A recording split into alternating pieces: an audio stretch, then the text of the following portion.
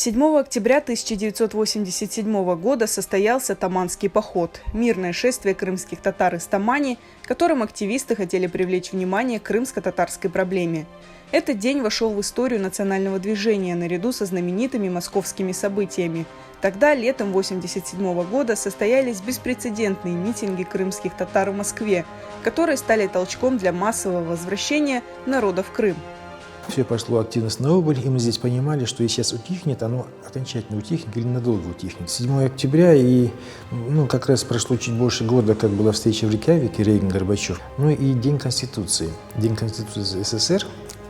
И мы хотели попробовать, вот что они в этот день нам могут сделать такого, что, в общем-то, покажет, насколько этот день для них самих дорог или недорог. Власти пытались не допустить шествия, даже пойдя на некоторые уступки крымским татарам. В Краснодарском крае много не прописанных крымстар, как и в Крыму. Были люди, которые не были прописаны по 11 лет, по 9, по 8 лет, и было много таких. И мы поставили требование всех прописать. К 11 часам нам сообщили, что всех прописали в Краснодарском крае, всех до одного, хотя был выходной день.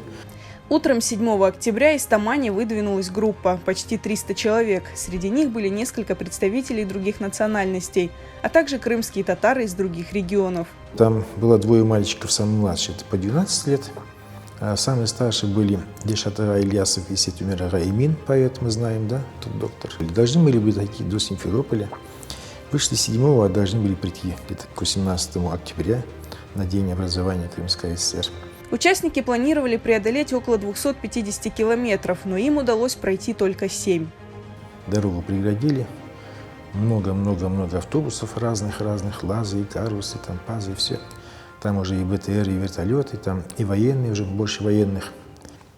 Мы того не хотели, но получилась схватка.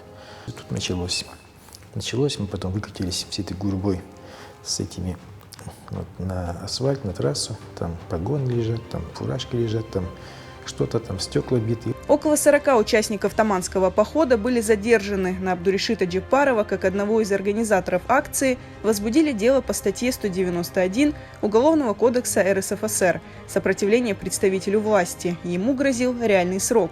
В том же году, где-то ноябрь-декабрь, должна была состояться встреча, опять же, Рейган-Горбачев, очередная, какая-то 3-я или 4-я, это в Вашингтоне.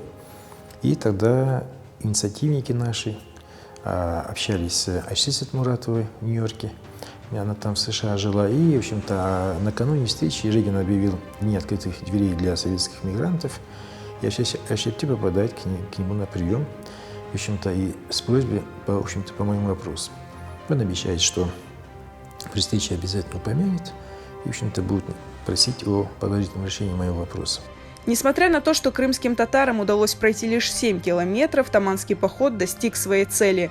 Резонанс акции был огромен. Уже к вечеру того же дня о походе говорили BBC, Радио Свобода и Голос Америки. А само шествие стало еще одним шагом к массовому возвращению крымских татар на родину.